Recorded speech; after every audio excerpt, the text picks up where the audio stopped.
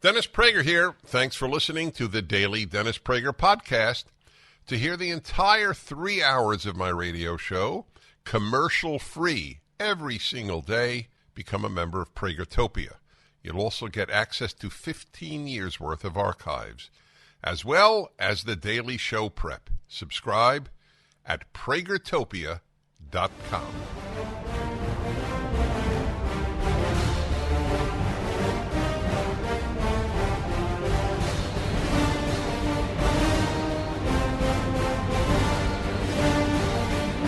Hi, everybody. Welcome to the Dennis Prager Show. I don't remember an event wherein there was more speculation and less knowledge. And I'm not annoyed by it. It's just a phenomenon of the time. Why was Tucker Carlson fired? The by far the most successful person in I would say not just cable, but in all of news broadcasting. There's nobody on NBC, ABC. You couldn't even name anybody on NBC, ABC, or CBS. I can't. Let's put it that way. And people are just so curious. So where is this latest article from? Oh, the Wall Street Journal. So the Wall Street Journal has a piece just published. Tucker Carlson's, let's see. This is not just about it's too big for the britches. So it says vulgar, offensive messages about colleagues helped seal his fate at Fox News. It is a misleading headline. They do that a lot. Yeah. It's to get you to read pieces, but it's not an honest thing. So what is the summary? Because it just came out, and you read it just now. Yeah. It's basically he was not controllable. Yeah. They didn't know what he was going to say. So my producer has an interesting thought. Fox News is ideological to its viewers and to some of its hosts, but to its owners, it's a business. Is that a fair summary of the way you look at it? Yeah. Whereas for Tucker Carlson, it was an ideological battle, which is why he had so many followers. Anyway, we don't know what the actual case is, but I thought that would be... that was worthy of note. And frankly, I am far more interested in two other questions. This is an interesting question because I watch Tucker Carlson. I don't agree with him on Ukraine, but I respect him tremendously. I have said very often, if we demand that our allies agree with us on everything, we will lose every battle that we fight. The left cancels its enemies, and the right cancels its allies. That's an. I wrote a whole piece on that, where you had very prominent people I really like and respect, conservatives saying that if you are supportive of supporting the Ukrainians against the Russian invasion, you're a, what was it? Not neocon. What was the word? Rhino. Yeah, rhino. Worse than neocon.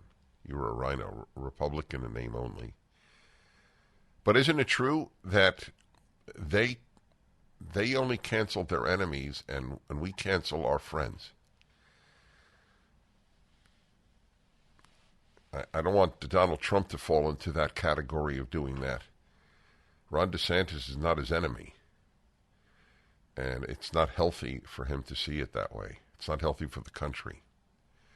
It's not healthy for us. It's interesting. Is there more purity on the left or on the right? I don't know. Purity is you must be 100% aligned with me, or I reject you.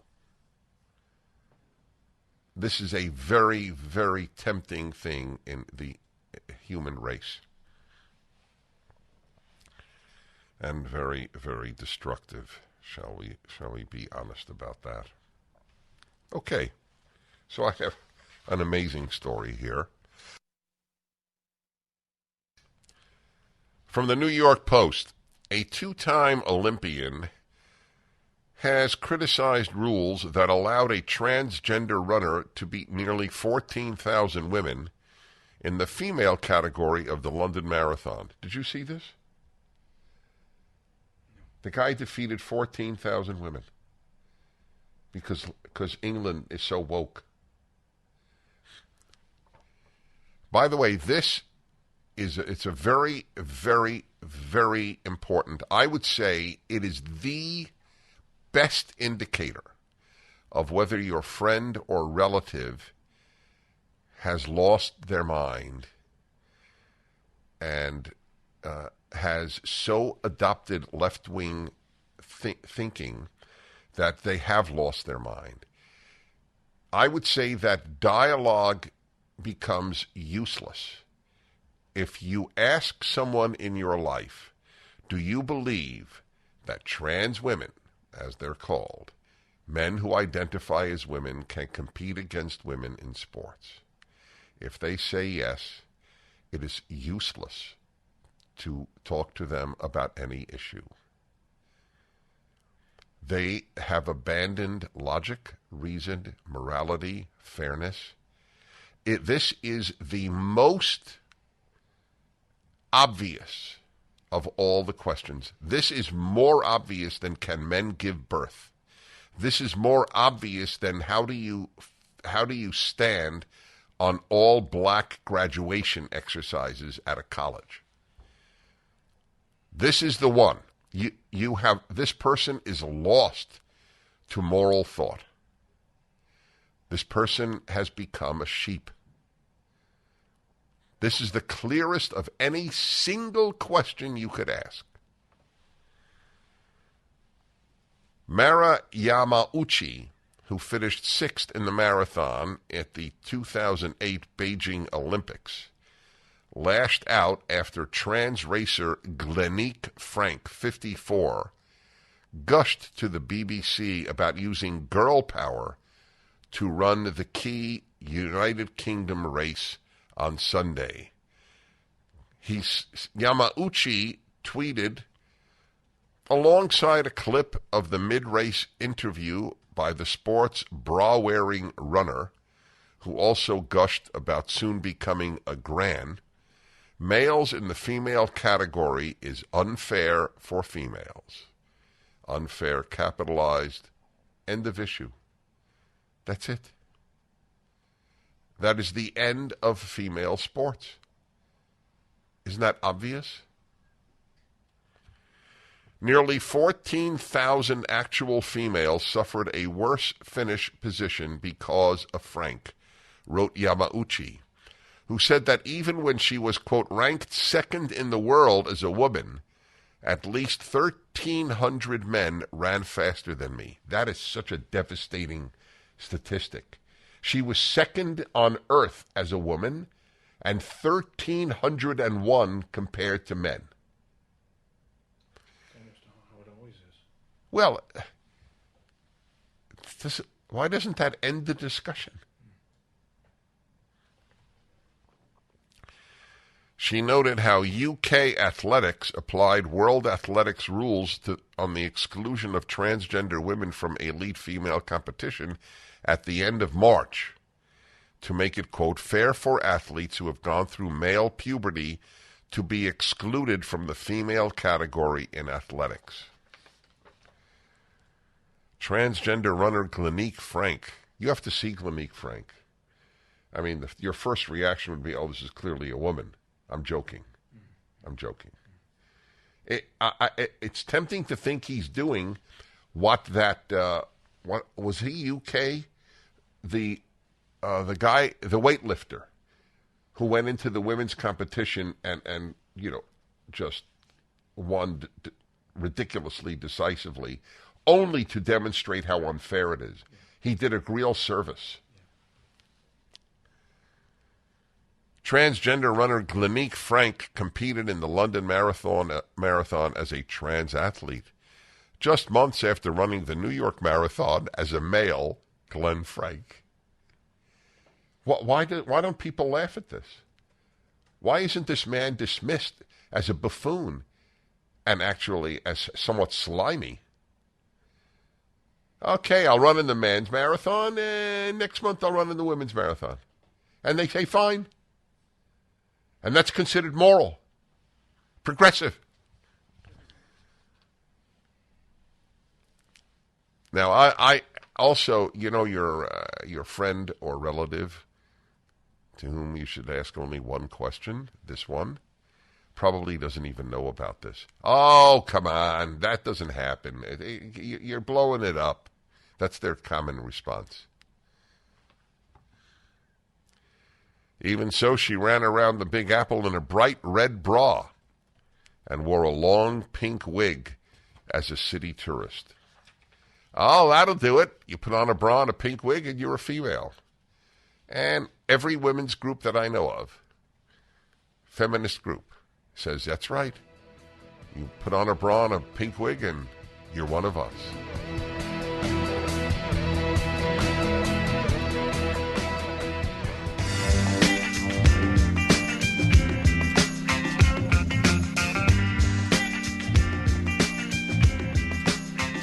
Hey everybody, Dennis Prager here. It's really something, the world we live in.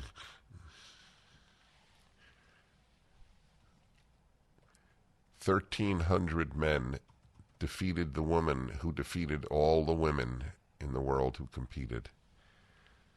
She was second among women and passed 1,300 among men. And the very, very sick people of the left, morally sick, and I think psychologically so. There's something wrong with you if you don't understand that it is wrong to allow biological men to compete against women. There's something wrong with you. There's a second motivation for the man to run as a she. There's a second motivation for the man to run as a she. Attention. Exactly. You're talking about exactly. That is correct. The guy's a buffoon. Okay, he puts on a wig, a pink wig and a bra, and says, "I'm a woman." 2 months after he races against men. I mean, and they accept it. Yeah. And you're a hater if you deny his right to compete against women. That's right. Okay. And if you vote Democrat, you're supporting this. See, that's what needs to be understood. Yeah, this call is actually related to that.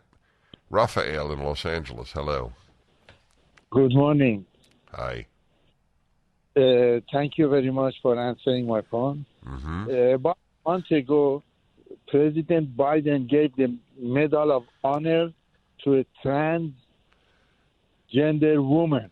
That's that right. Was an insult. It was an insult to all American women, and nobody talks about that. Oh, well, the truth is everybody on the right does. Nobody on the left does except to praise him. They praise him, and they reelect him, or vote to reelect him. By the way, where are you from? I'm trying to identify your accent. Is it Iran? Yes, I'm Iran, and I have met you many places, and I have a picture with you. You do? Well, thank you. Maybe, you know what? Have you ever heard me speak Farsi? No. Oh, okay. I know one sentence in Farsi. Are you ready? Yes, go ahead. Here we go. Berim pishe Ayatollah dars b'chunim. Oh, no, you don't want to do that. The Ayatollah will push you. Thank you. It's absolutely true. I know one sentence, and I know it really well. In Farsi, in Persian. Let's all go study with the Ayatollah. And whenever I tell it to someone from Iran, I just wait for the person's reaction. It's precious. I like identifying accents. Didn't the left say you shouldn't ask someone where they're from? Isn't that mean? Isn't that suggestion mean? Doesn't it mean that you have no interest in the person?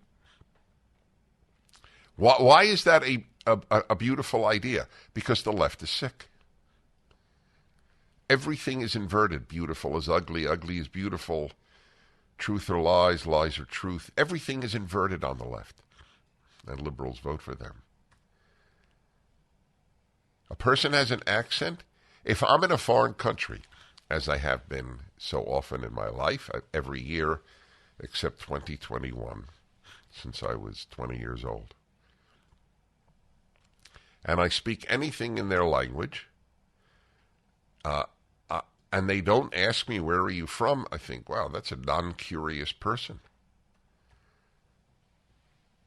It's like they say that if you say there's only one race, the human race, that is called racist at the University of California. They have a list of racist microaggressions.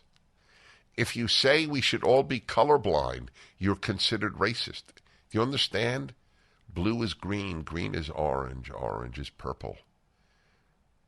It's all inverted. The ease with which people believe the opposite of what they know is one of the scariest parts of human nature and one of the most important lessons of the left. You can get people to say anything. This is the best example, the one we're dealing with, that biological men should be allowed to compete with biological women in sports. That's the nadir, if you will, or the apex, depending on which perspective you should. It's an interesting call in Solon, Ohio. Mark says we should call trans people gender appropriationists. That's an interesting point. If you wear a sombrero, you're a cultural, you've engaged in cultural appropriation. By the way, isn't cultural appropriation another example of a beautiful thing?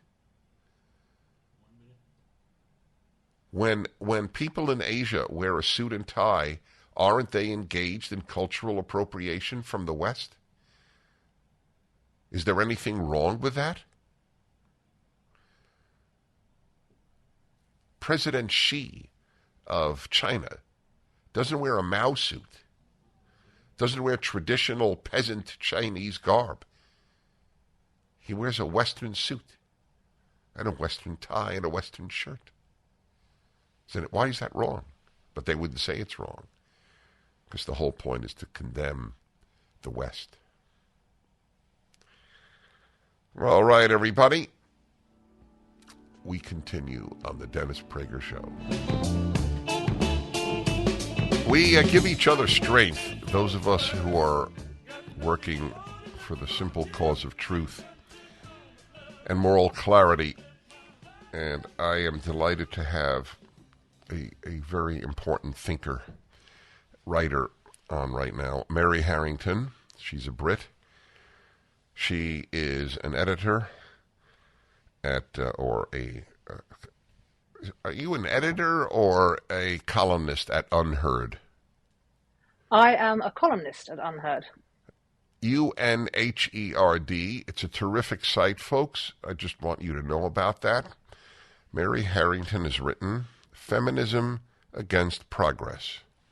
So tell us, in a nutshell, your story. You began as a feminist, is that accurate? I would say I'm still a feminist, but I began as a very different kind of feminist. So if we roll back, say, let's go back 25 years to my teens, and I had two brothers and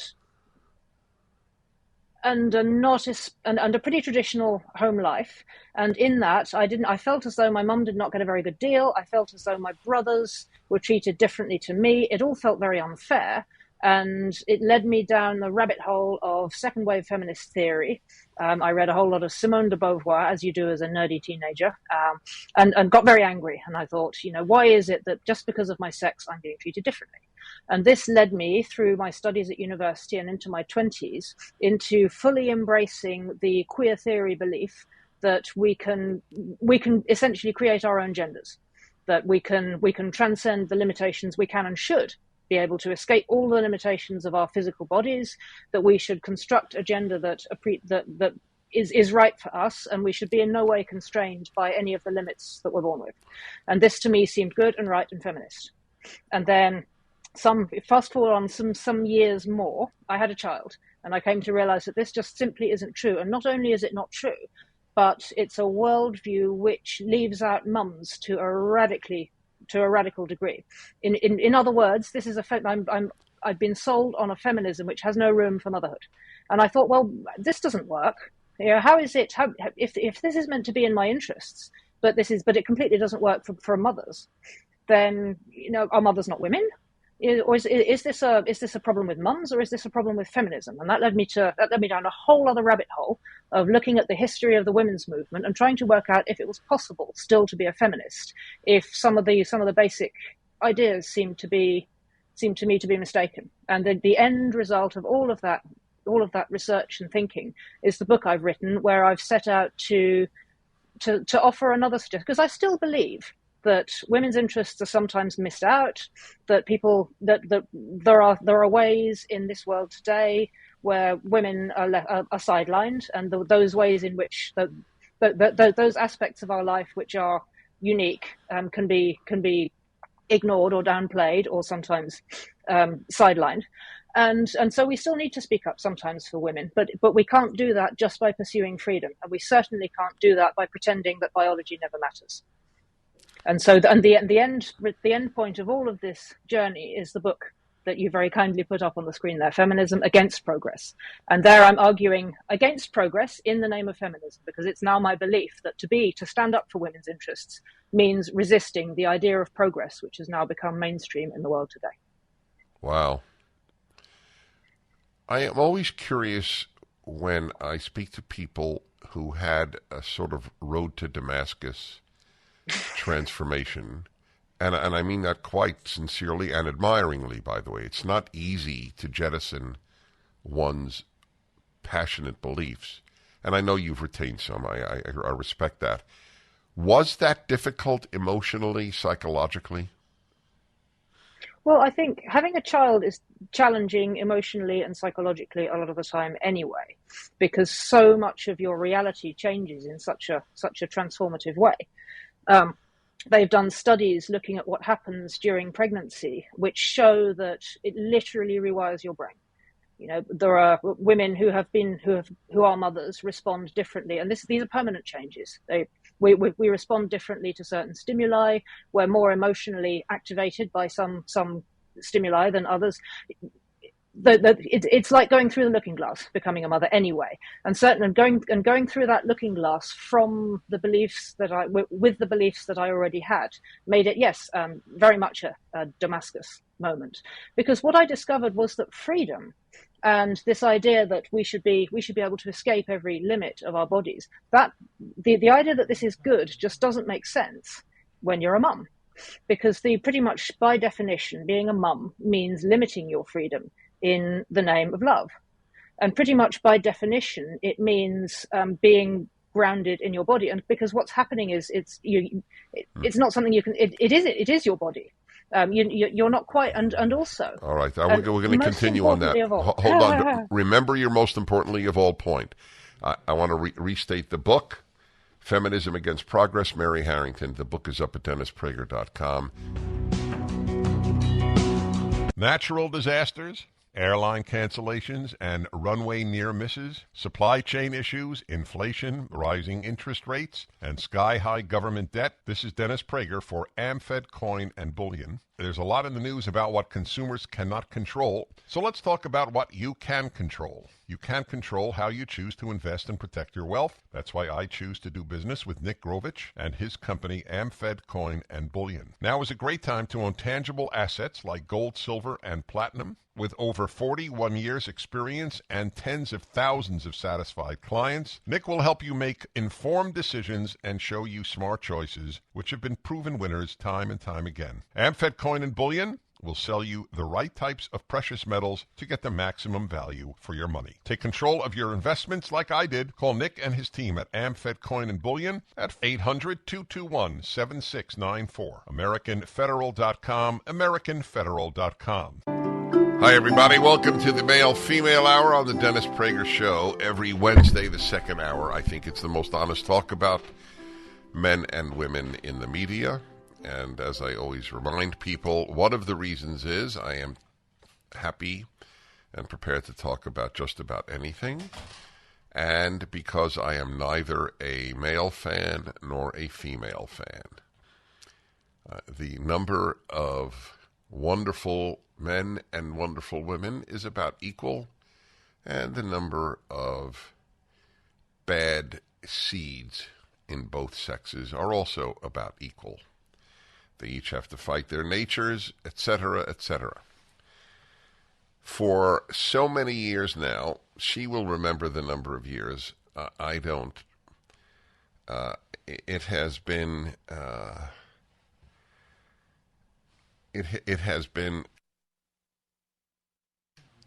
It has been a major honor and delight to have the most regular guest in Prager Show history, Alison Armstrong. Hi. In fact, Alison was in high school when we first met. It sort of feels that way. It kind of does. This is our 20th year. Is that right? January of 2004 is when I was first on with you.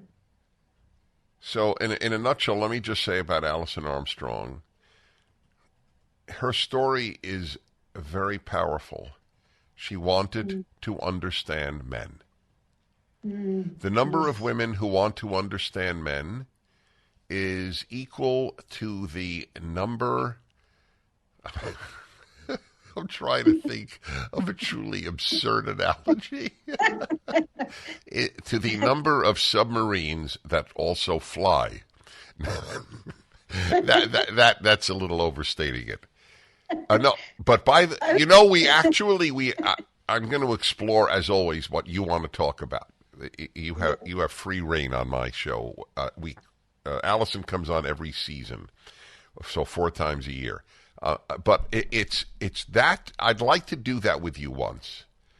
How many women really want to understand men? And vice versa, how many men want to understand women? But I think that it's not completely symmetric, because I think it's tougher for women to understand men than it is for men to understand women. Not because men are brighter, but because we are more foreign to women than women are foreign to us. But anyway, okay, you have a topic in mind, and take it away, Alison Armstrong. Well, thank you for having me here. I'm really excited, and I apologize. It was on me. I missed the first season ever in as long as we've been doing seasons. So I'm sorry if people are like, where's the winter season? That was me and about 400 inches of snow. Wow. Yeah, I'm still getting used to living here in Steamboat Springs, and we had it's like second in, the last 30 years, record snow. I was buried. Wow. But I'm glad to be here, and what I want to talk about is conflict. And people have asked me about fighting and arguments, and so I'm just calling it conflict. And there's a certain kind of conflict that is most likely to have a fighting thing going on with it. And so it's one of the kinds I want to talk about. And there's ones that we need to resolve early and well, or deep trouble for decades. And then there's things that it'd be good if we honored or let go. One or the other, not just let it persist. So, all right. So wait, let me summarize where we're at. There were 3 types of conflicts, you're saying? Well, at least that I want to talk about. Yeah, today. Right. Okay. So one is the one that takes place but can be, gotten rid of, so to speak. The one that is deep-seated and needs to be confronted. And what was the third one again? It's the one that causes fighting, and it needs to be transformed, actually. Wait, so how does that differ from 1 or 2? Numbers 1 or 2? Okay, so look at it this way. Values And we'll talk about that. Values is the big one you got to confront early because it doesn't go away. That's a good one. The second one is expectations, which if they're not transformed, you will have the nastiest, you should have kind of fights. And the third is preferences, just what it's like to having things the way we like it to be. So honor them or let go of them. Those would be the three. Okay, take it away. Oh, wow. Well, which one do you want me to start with? Your choice. Okay, well, let's start with preferences because it's the lightest one, but it also can create such amazing moments. So the definition of like is to prefer. So our preferences are the ways that we like it, right? It's the kind of ice cream we like. It's how tidy our homes are. It's how we season our food. And is it hot, or just off hot, or who cares what temperature it is, right? There's these things that just are preferences, but when push comes to shove, you live with what you have to live with. And when someone has a strong preference, if we can honor it without sacrificing ourselves, then it just creates a kind of sweetness. It just can be really, really sweet if it's appreciated. People who take their preferences being catered to for granted, it doesn't create sweetness. It can create resentment. So let me give you. I love this because I love systematic thought, which you're great at. So, just in a nutshell, I have said this on a number of occasions. My take on preferences with my wife is, let's say the classic one or a classic. Which restaurant to have dinner at? My view on that, or in fact, just about anything, leaving values aside, obviously, is the one who is more passionate about it should win. Yeah, that's pretty much, we're saying the same thing. I thought we might be. And not win at the other person's self-sacrifice, because I am... Yeah, no, exactly. Look, if she wants restaurant X and I want restaurant Y, I will go to restaurant X because it matters more to her. I'm okay with X. Yes, and one of the things that women don't understand, a lot of them they have said, why do I always have to pick the restaurant? And I said, well, because he wants you to be happy. So he wants you to pick the restaurant that you'll be happy at. And then as women, we talk about, but we can't be happy if you're not happy. So when we pick a restaurant, it's from the list of restaurants that are acceptable to you. By the way, I just want to say, this is what drives men crazy. What? So the guy, this is awesome. This is really a great moment. So she is annoyed that he is saying, you know what? Let's go to the one you want. Right. So he's thinking, wait a minute. Why isn't that nice of me? Why isn't that even chivalrous? I can tell you why. Because she can't actually enjoy even her favorite restaurant if the man she's with seems at all irritated. Like my husband, which it's almost been 4 years, Dennis, since Greg died, which is crazy. I know. But Greg had such strong opinions about how fast you get seated, how fast you get served. He had such intensity about restaurants that I couldn't go to my favorite places. I would go there without him because he didn't like one of those things so much that I couldn't enjoy being there. Because you knew how he felt. Not just knew it, I can feel it. Right. We can feel the agitation in each other's. Heart math says we can hear each other's. So you know what? So here's another Prager rule. Yeah. Minimize the number of things that agitate you. Oh, yes. Please. Exactly. It takes a lot to agitate me. Yay. All right, we'll be back in a moment. This is more fun than almost anything in life. Maybe a roller coaster is better, but not much. Alison Armstrong, and I'll tell you how to get in touch with her.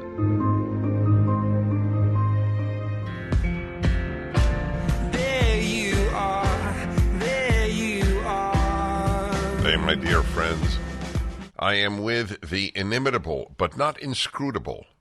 That is important. Yes. Alison Armstrong, with whom, as you can tell, I have what is known as chemistry. Right? Isn't that fair to say we have chemistry? I would say we have resonance. As opposed to chemistry, or in addition? Well, chemistry literally is chemical. It's a cocktail of testosterone and epinephrine. I would say resonance. It's a spiritual connection. Fair enough. It's a recognition. And it's even a amplification. I'm amplifying. Well, I'll put it in really vernacular terms, because you will like this. I think you will like this. I shouldn't say you will. I think you will. So we enjoy each other. Yes, that's the word I was thinking. Yes. So you this is what you will like, I think. When I meet young couples, I don't ask them, do you love each other? It's a useless question. I ask them, do you enjoy each other? Oh, very good. Yes. Yeah. And do you like each other? I'm writing a piece, my 3 favorite verbs, and like is one of them.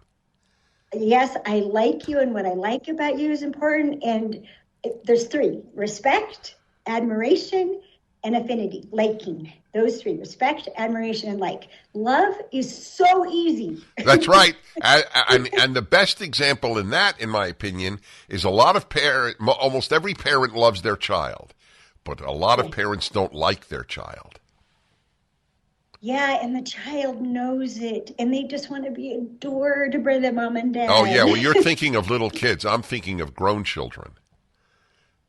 I would say that it's the same. Oh, it is? Yeah, well, a lot of kids, a lot of people, I support the parents. I thank God it's not my situation. I like and love my sons. But I'm telling you, it's a tough. Anyway, let's go back to your great theme here. So, so we're talking about 3 types of conflicts that could arise. The first one is over preferences. Yes. Yeah, okay. So, do you want to move on, or do you want to continue on preferences? Yeah, let's move on. Okay. I'm going to be doing like a 2-hour version of this in a couple of weeks. So, but I want to get people started. Okay. So the other one, let's talk about expectations, because it's wicked. So you can tell something is an expectation because the word should will be involved. There's a sense of entitlement, like I've already done everything I should have had to do in order to get this from you. And it should already happen. I've already earned it. What the heck? Everybody knows this. It's obvious. So there's a lot of intensity about it. There's often anywhere from disappointment to fury at expectations not being met. And they're usually not communicated ahead of time.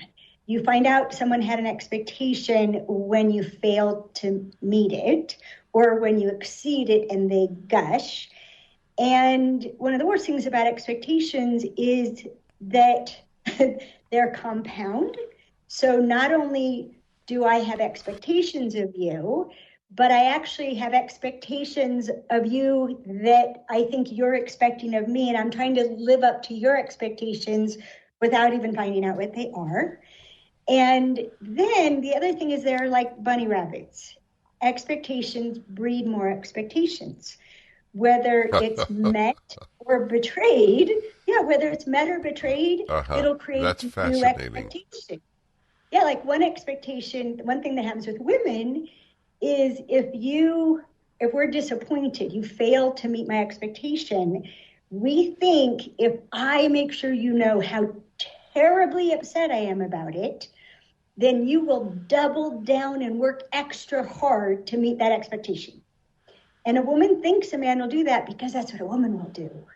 Because we don't want you to be upset when we don't meet your expectations. There's a lot of fear in it. But men only work harder to not upset someone that they feel dependent upon.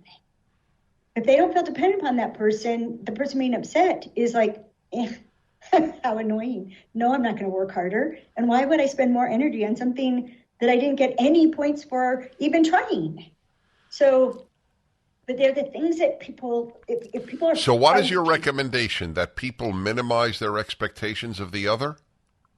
Well, what we do, we have to examine them. So the first thing is we have to notice we have a should going on. Right. And then check it out. Is this something that I expect that I actually really truly need? Like there's a huge benefit to me getting it and a huge cost to not getting it? Because that changes entirely. And it's actually the fourth thing that I wasn't planning on talking about. So conflicts over needs.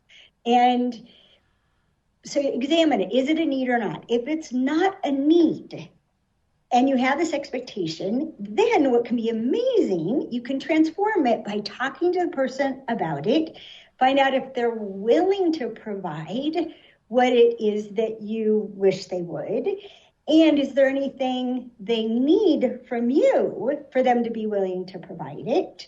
And is there anything even that they would need, would they be willing to be accountable for it?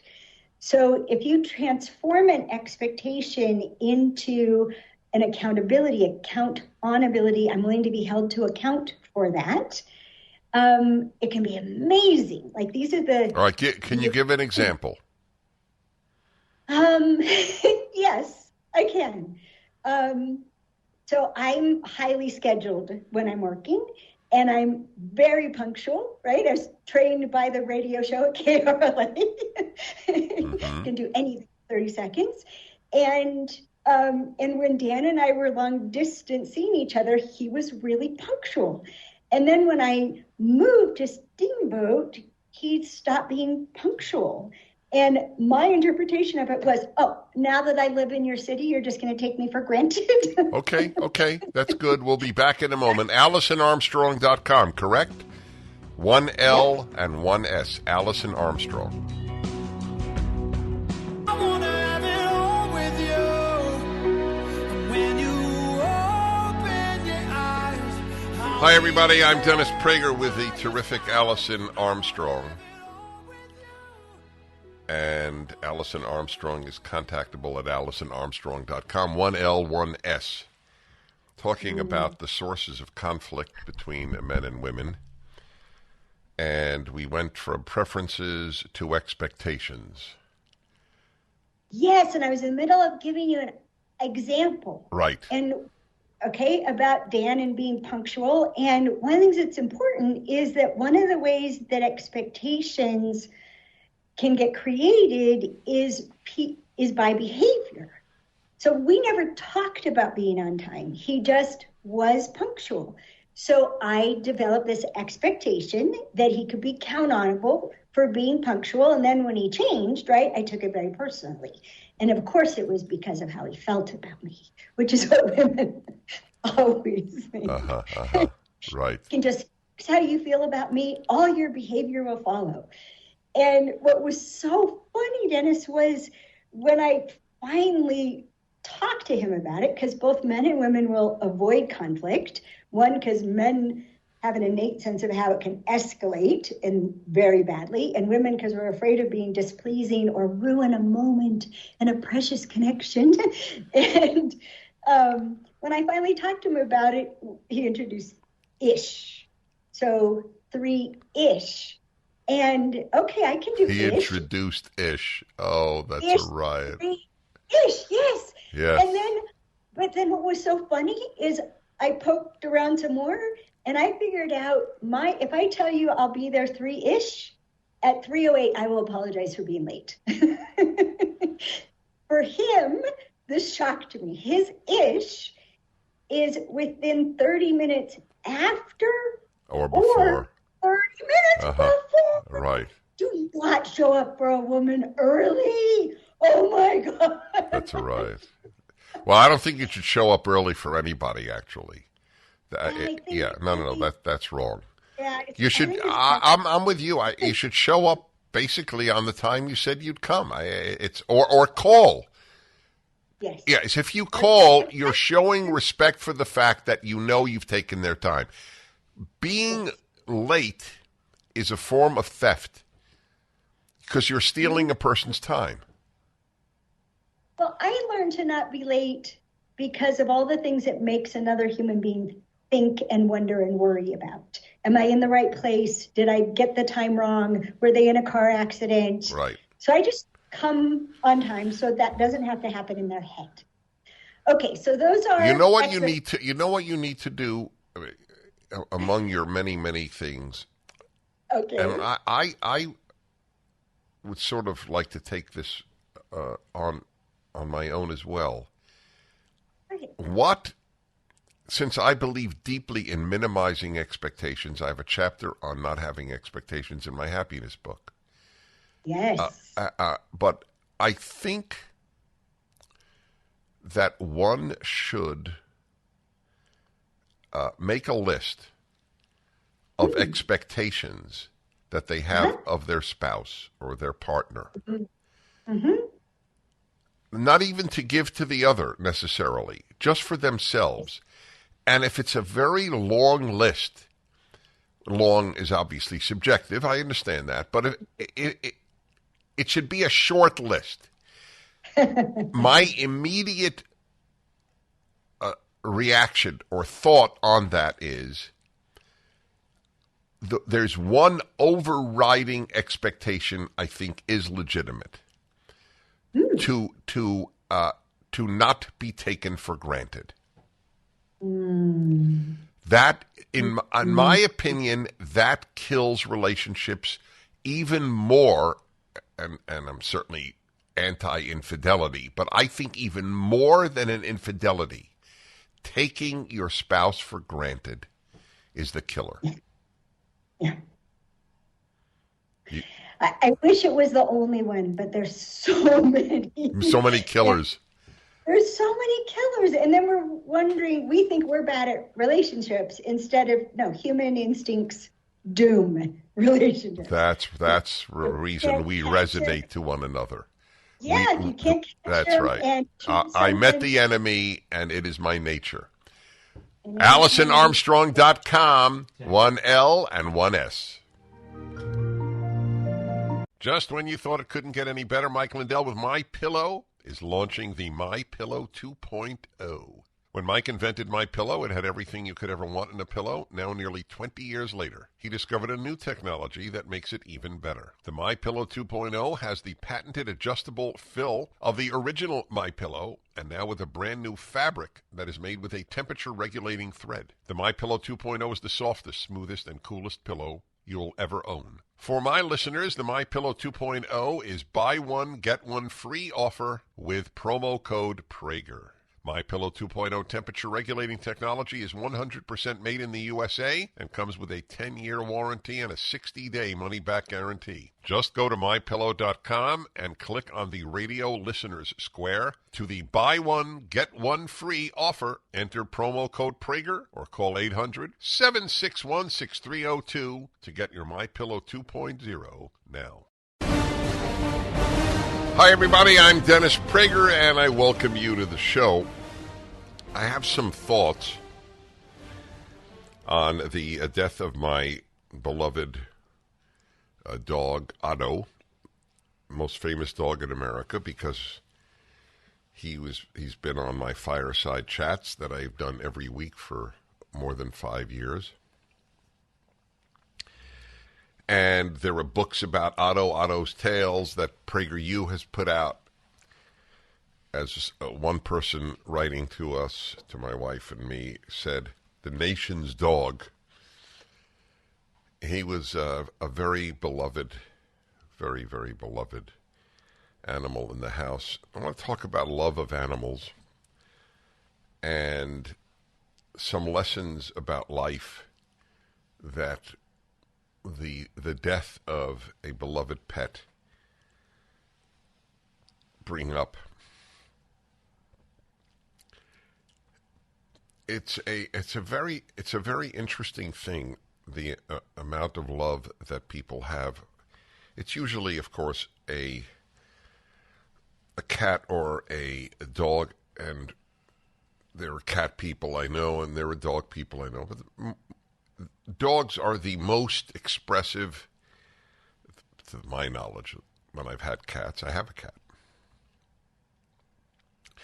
But dogs are the most expressive animal in terms of love of a person or persons that exists. I mean, there are people who love their horse. I don't know, beyond horse and cat and dog, is there a love? Is there an interaction with other animals? Oh, there he is. He's on the screen. That's Otto. It's very painful to see. It actually is painful. I don't emote on these matters easily, but he was special. And thanks to my wife, and I guess some degree of luck, but especially my wife, he lived a little over 12 years, which is a long time for an English bulldog. But he was special.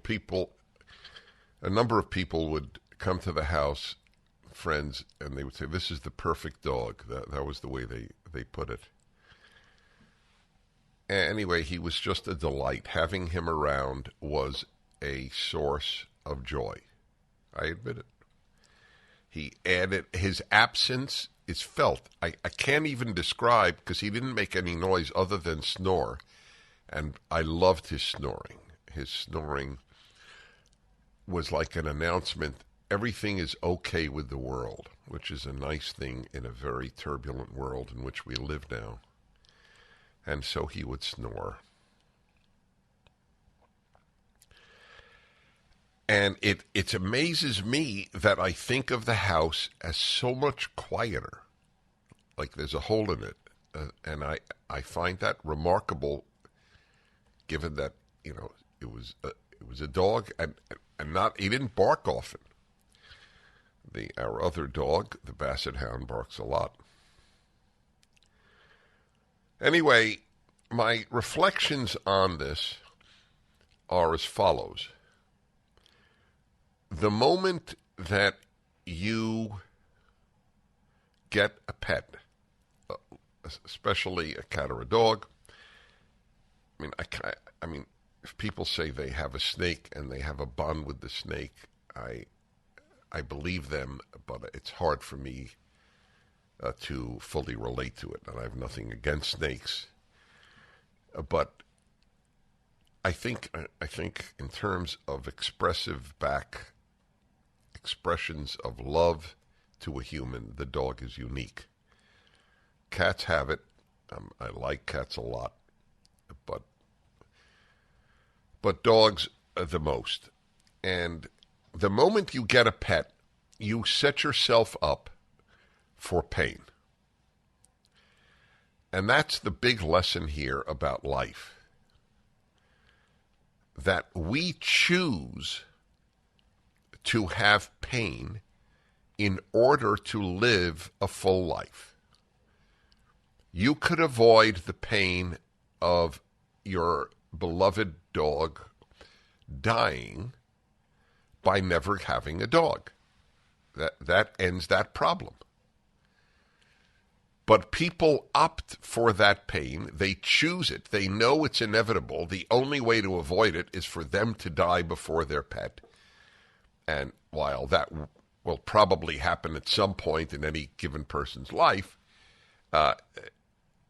you go through a fair number of pets. If the average age, let's say, is 12 years, let's just imagine, five pets is only 60 years.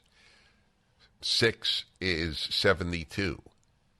And people live beyond 72. So you've gone through 7 incarnations of pain when you think about it. It's an amazing thing.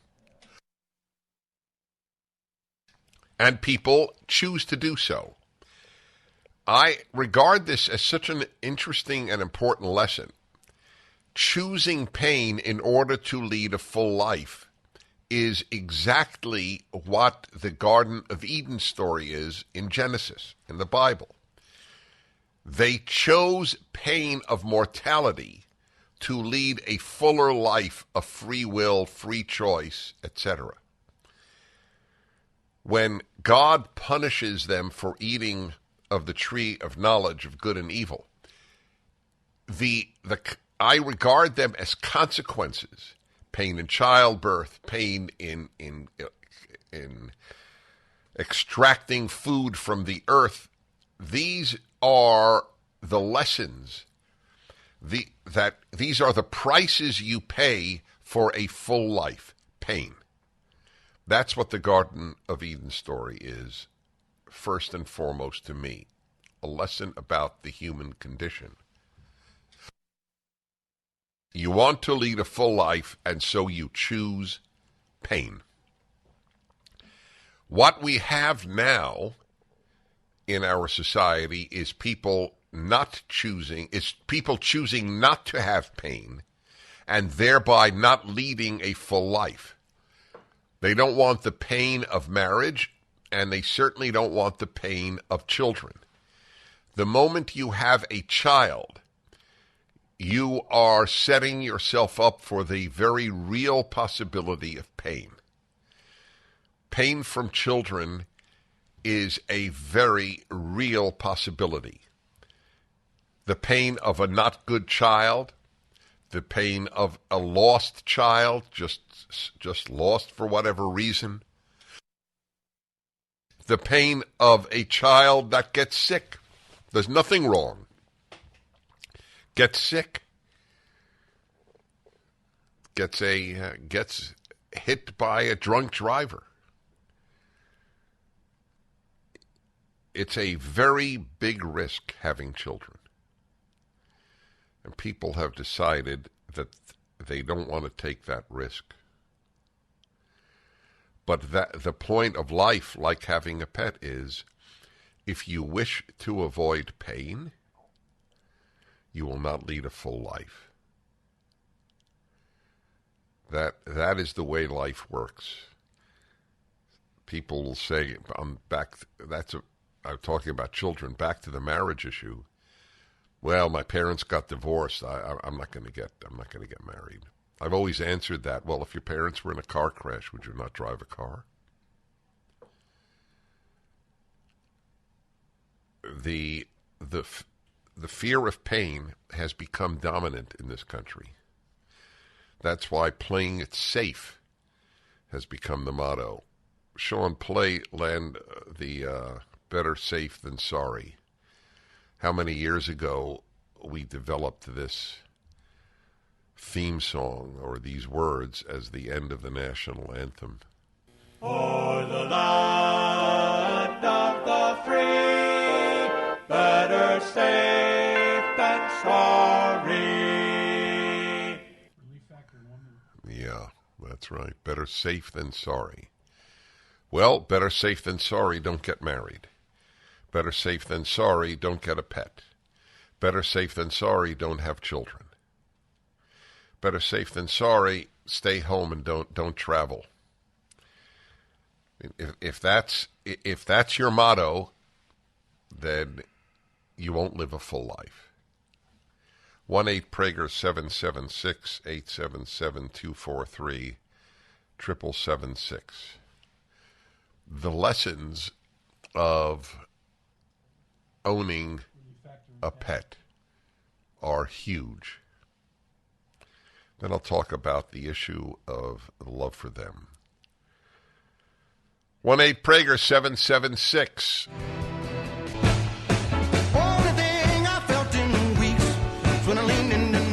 So I'm reflecting on the death of my beloved bulldog, Otto. And it's a reflection on life that people choose inevitable pain. because when your pet dies, it's painful. And yet people choose the pain to lead a fuller life. And that's what they should have. People should have that attitude with regard to everything. That is the reason you should marry. That is the reason you should have children. Now, it's not the inevitable pain, although it can be. I mean, there's a sort of inevitability of pain in some direction, for some reason, in everything that you have. To love is to experience some degree of inevitability of pain, but we choose it because it's such a great way to have a life. And that's why there's a great lesson in having a pet, that you have opted for pain, inevitable pain, because you want to leave a fuller life by having that in your life. Marriage and children is a perfect example, and that is, unfortunately, people are less and less opting for pain in that regard. So that's one of the big lessons. It's the Garden of Eden lesson. But there's another lesson which is in the opposite direction. The pain of the loss of a beloved pet is very real and completely understandable. At the same time, people should not think that the pet is like a child. You may think of your pet in that way because we do understandably think it's part of the family, and it is. Within the boundaries of that term, nevertheless, it is a truth. But as a reminder, you can get another dog, but you can't get another child. One should never confuse human and animal, despite the fact that I fully know and feel the pain of a loss of an animal. That's what people do. They usually get another dog. But there's no such thing as my child died, I'll get another child. There's no such thing.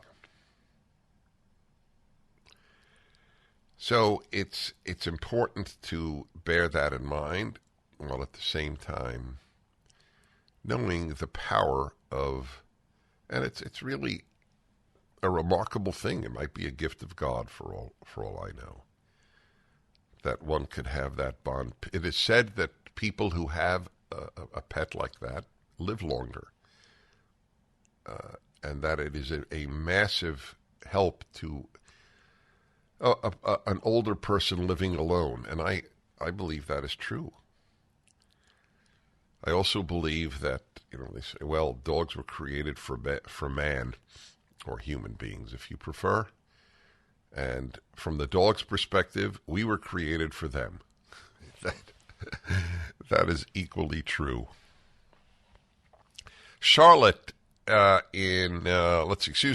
Lisa in Charlotte, Michigan. Is that correct? Do I have the city and state right? Yes, it is. Okay, hi. Hi, Lisa. Hi, Doctor. Hi, Mr. Prager. It's so nice to talk to you. Thank you. I do want to wish, give my deepest condolences. Thank you. On your loss, Otto. My husband and I just lost our dog a month ago. My condolences. And I know it still hurts. Yep. Yeah. She was a 13-year-old German Shorthair Pointer, third bout of cancer. We opted not to treat again just because of her age. But, for the last year, we've watched her decline, but we still were able to enjoy her, knowing what was coming. And as a veterinarian, I've always seen people when it's time, it's hard. But I always would tell them, don't think about this day. Think about all the last, years that you've had with that, dog or cat, and reflect on that. And, you live a much fuller life with a dog or a horse or whatever. I did have a horse for 30 years that I lost. And I'm glad I had that opportunity to have that animal in my life. Do you have children? Yes, I do. I have 2 children, and I've been married for almost 32 years. So you know all the types of love. Yes, I do. That's right. And I have close friends that are, they don't want to feel any pain. They have such fear of things. And it really saddens me to see how much they're missing out. That's right. They That's don't have correct. Yep. Well, God bless you, and thank you, and my condolences to you. What she said, by the way, about remembering, all the wonderful years and not the decline years, that holds true in particular for human beings. And I'm watching my mother-in-law fading, and this is one of the most brilliant humans, not just brilliant women, one of the most brilliant people I've ever known. She was a practicing psychiatrist, a very remarkable human being. And that's what I choose. That's what I think about. I don't think about the declining period. I think of the vibrant person that she was until actually relatively recently. As regards Otto, we were very lucky. His decline was so precipitous that we did not have to endure a painful long period, which is very rare, I think, in the demise of either a human or an animal. 1-8-PRAGER-776. Hi, everybody. I'm reflecting on the loss of my beloved dog, Otto, after 12 years of really unrelenting joy. I said he has left a hole, my wife, not a hole, a canyon in his leaving us. So I will accept that. And my lesson here is, by getting a pet, you set yourself up for pain, inevitable pain, and yet people do it, and that is something we should apply to all of life. If you play it safe, if you aim for a painless life, you will lead a non-rich life. Marriage, children are the most obvious examples. Even travel. Remember the number of people who used to tell me, not even used to, I so want to visit Israel, for example, and they will then say, yeah, but I want to wait till it's safe. Well, I've been there about 25 times. I've always felt safe. But what they do is they've deprived themselves of something they really know would be meaningful, because they want to play it safe. Well, that happened. Look at what we did playing safe. Yeah, let's close the schools. There was absolutely no medical reason to close the schools, but they played it safe. So they deprived children of schools for nearly 2 years. Okay, let's see here. Got some intense calls here. There was a man who called. I guess he gave up. Said he lost. Oh, here he is. Yeah, I want to get this. Ladera Ranch, California, and Kurt. Hello, Kurt. Hi, Mr. Prager. It's such an honor to speak with you again. Thank you. And my condolences on the loss of your precious Otto. Thank you. I lost a dog of 16 years, and I know the loss of that is tough. You just when you came back on, you said the word acceptance. You accept it, and my mind's been swirling with, because it's such a deep and wide topic. But it's that the word acceptance in all of our loss is really so important. To get to that place where we do accept it, don't run for it, face it, face to face and kind of deal with it. I had told the screener, I've had a lot of loss, more than some, not as much as others, but 3 sons. One actually passed away 2 years ago from fentanyl poisoning. He was my youngest son. My middle son, I've been estranged from my wife and I for, over 10 years. And a lot of that, some early family dynamics that were kind of around my oldest son, who is mentally retarded, and some of the difficult behaviors that were within the family because of that. But I don't know. It's just touching to hear you speak. This is all about loss, right? Mm-hmm. And it's such a and I guess I told the screener that, it's so important that we don't run from it, that when it comes to pain and suffering, because that's all part of the loss, is that we don't anesthetize ourselves. We work through it. We face it. And I think in the midst of all that and working through it, we can be happy and have joy again. Well, my heart goes out to you. It really does.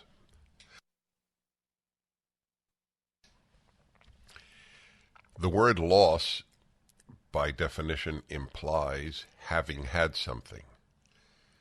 People are afraid to lose, and so they don't bother having something. That's a big mistake. All right. Let's see here. Nothing is similar. But John in Denver, hello. Hello, Dennis. Thank you for taking a call. I please accept my condolences for your loss. Thank you. I've had both of those losses. I've had a loss of a very beloved pet, and I also had the loss of a son. And of course, a loss of a son, a loss of a child, I think is the ultimate ask from God to have any human being go through. That's right. I don't think there's anything worse than that. But this whole conversation reminds me of the old Garth Brooks song, "The Dance." And he says, I could have missed it all, but then I'd had to miss the dance. That's a very powerful line. Hold on there. Hold on. I always think it important to talk to people who lost a child.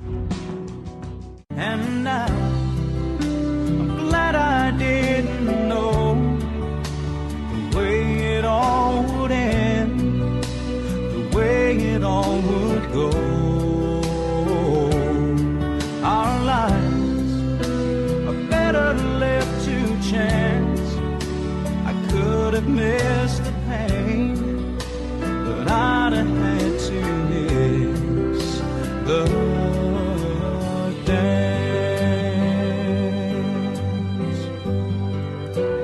Hey everybody, Dennis Prager reflecting on life based on the loss of my beloved dog Otto this week.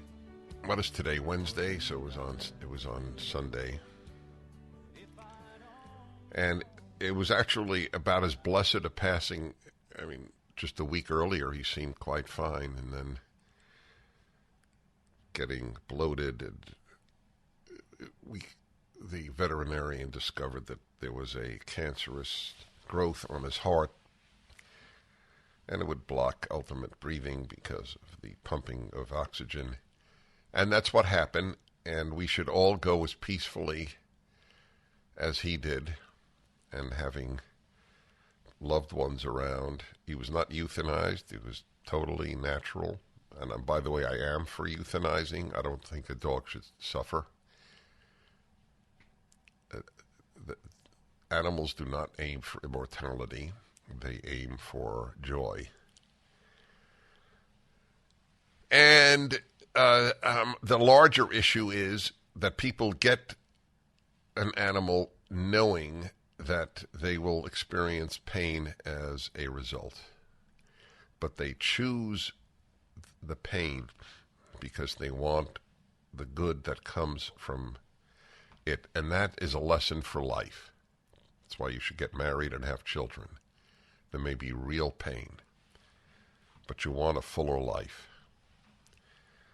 So, John, did you have anything to add? And I know you've lost both a dog and a child, so you know both the difference between the loss and the pain, which of course is incomparable. And my heart goes out to you. Did you have anything else you wanted to add? Well, just that, it was a horrible experience, of course. And like I say, I don't think a human being is asked to go through anything harder than the loss of a child. But you know what? I also have 4 other boys. And, I think it has actually enriched my life with them. Because now, having had the pain, you can really appreciate the good times. And so the loss has increased your appreciation of what you have. Absolutely. Yeah, yes. Right. So the trick in life is to appreciate things without having lost them. And it's not built into human nature to do that. I do that, but I don't, a lot of people don't. Appreciate what you have and whom you have while you have it and while you have them.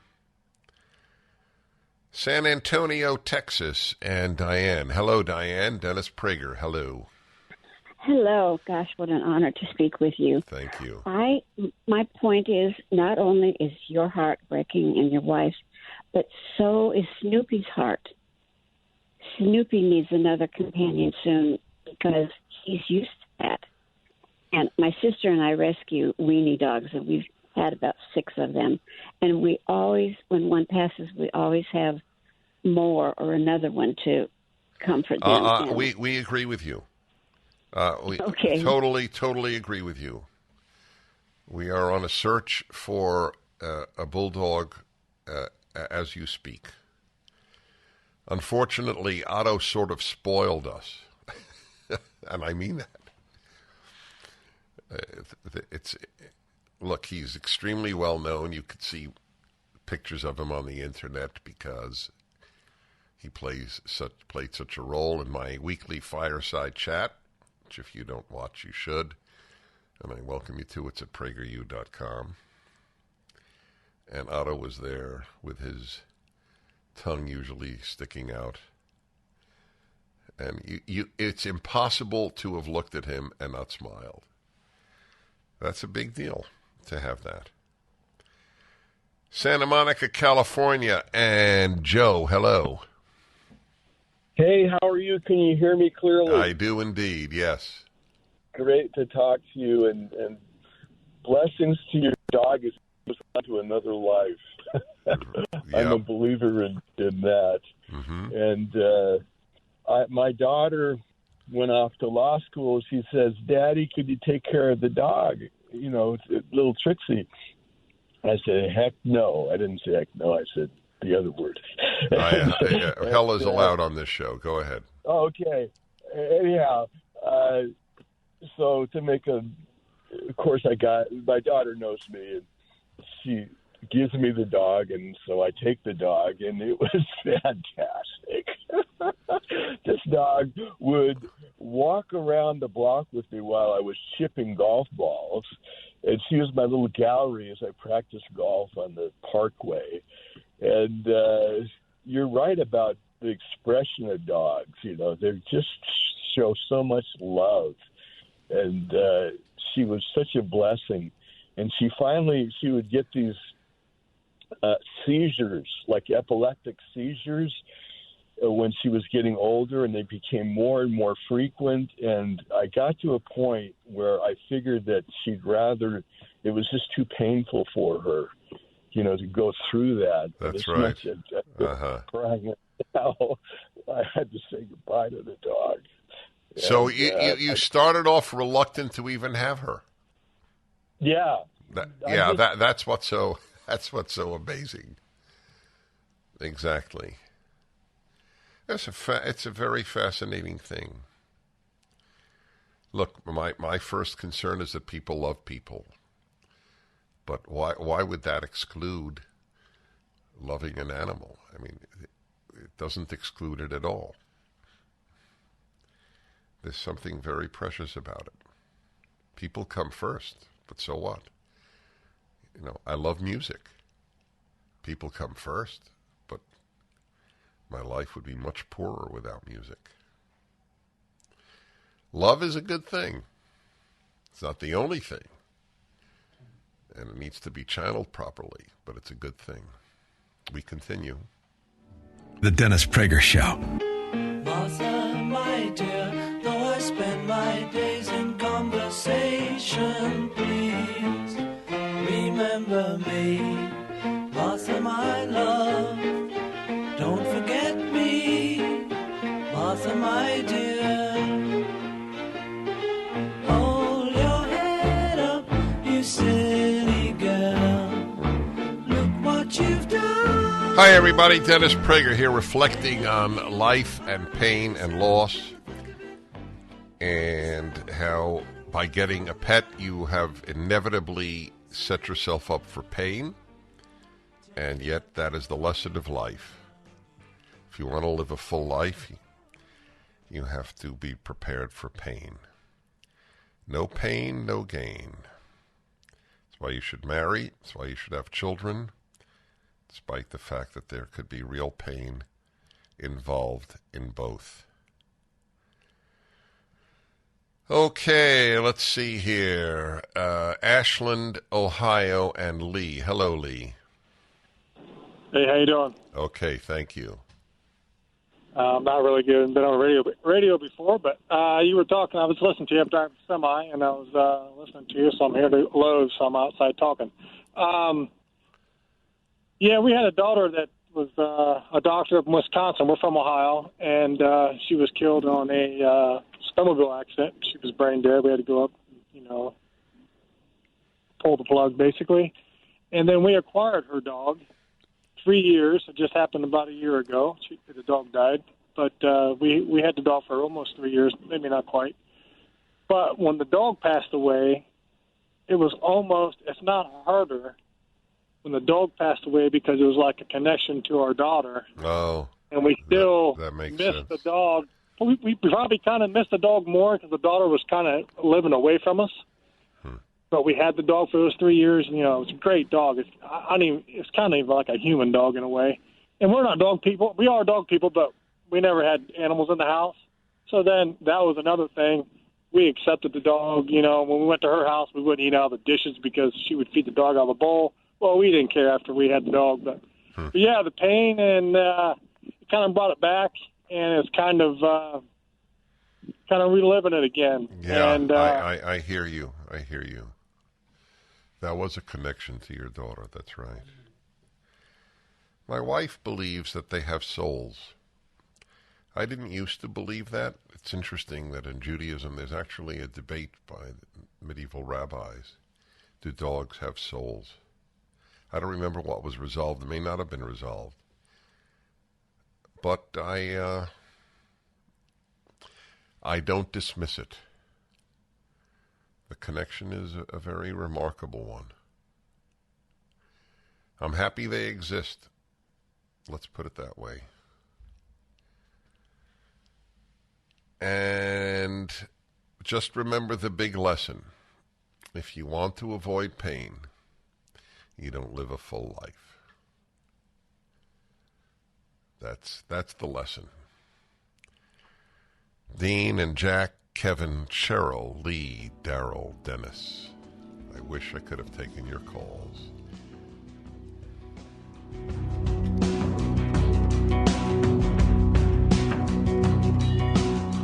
Dennis Prager here. Thanks for listening to the Daily Dennis Prager Podcast.